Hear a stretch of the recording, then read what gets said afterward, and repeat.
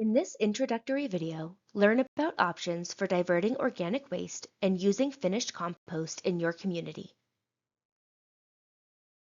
Information presented here is pulled from CDPHE's statewide Organics Management Plan and Organics Infrastructure Toolkit. There are links to these resources on Recycle Colorado's website, and you can also find them by going to CDPHE directly. Diverting organic waste can benefit your community in a number of ways. It can reduce food insecurity by establishing donation programs, diverting food that would otherwise be landfilled. It saves water. By adding finished compost to soil, more water is absorbed than soil alone, and in states like Colorado, this is incredibly beneficial.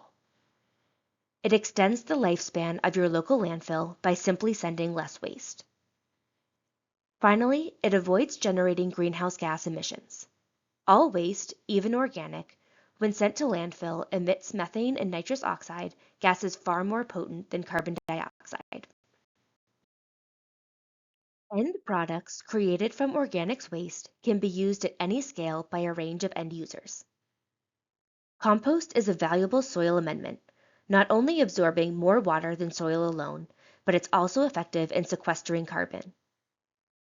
Mulch protects soil by helping avoid water evaporation, protecting from erosion, suppressing weed growth, and providing shade from direct sunlight.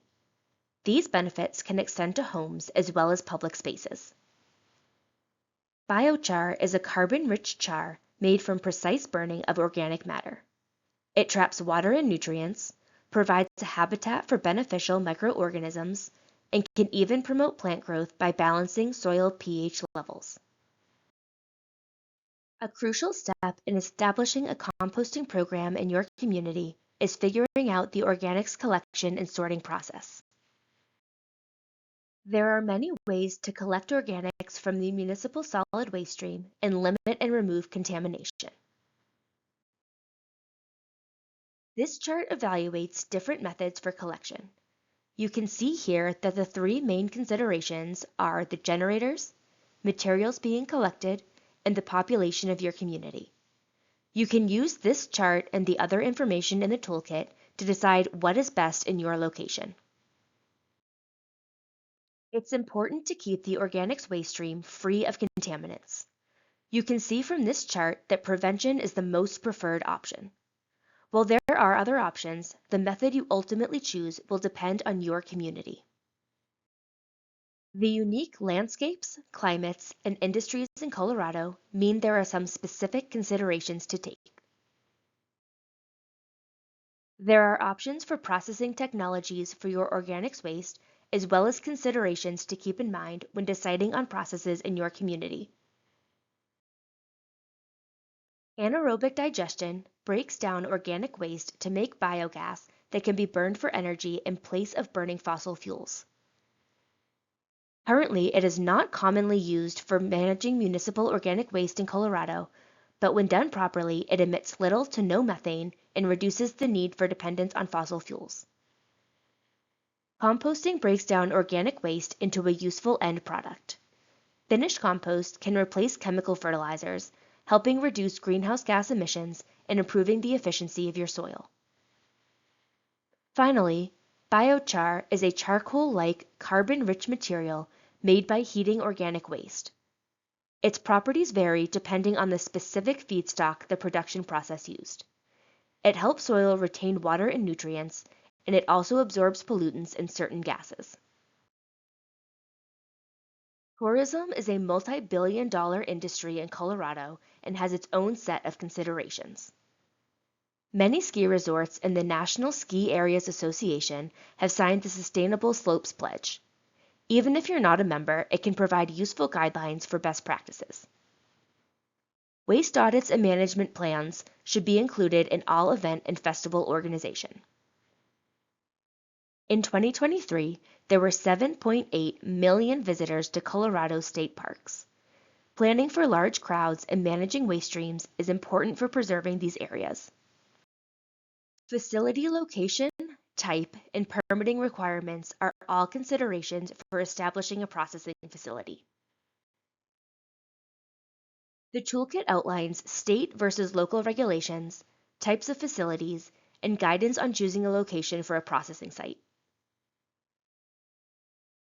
CDPHE established 4 types of compost processing facilities. One category of facilities with small capacity and limited feedstock are exempt from permitting through the state.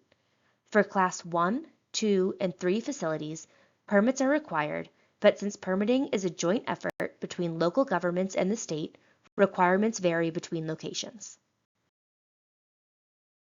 43 out of 60 counties in Colorado do not have a compost facility accepting municipal solid waste, and most of the locations are in the Front Range. The toolkit includes a map of existing facilities and recommendations for new locations listed by county.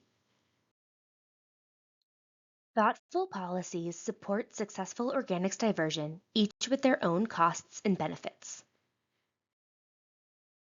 The toolkit includes an overview of possible policies to adopt, as well as Colorado's overall organics diversion goals.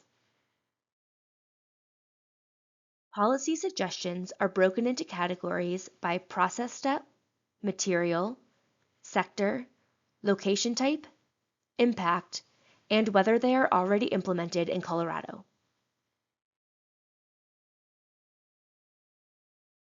Composting program success rests heavily on those who generate the waste. Effective education increases the reliability of proper disposal.